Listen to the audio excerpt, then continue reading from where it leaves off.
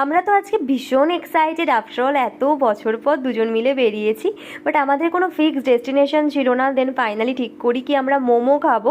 তো আমরা মোমো টোমোতে এসেছিলাম, আর এই দোকানটা রিসেন্টলিই খুলেছে, বাট এখানে আমার মোমো খাওয়া হয়নি। তো মোমোটা সেফ অপশান ছিল আমার শরীরের জন্য। তো এই দোকানের একটা ডিটেলস ব্লগ তোমাদের সাথে আমি ডেফিনেটলি চ্যানেলে শেয়ার করবো। দেন আমরা আসলাম এবং জ্যাম ছিল রাস্তায়।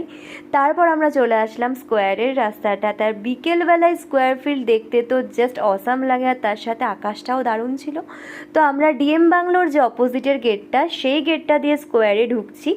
আর তোমাদেরকে এমন করে দেখাচ্ছি মনে হচ্ছে কেউ স্কোয়ার ফিল্ড চেনোই না।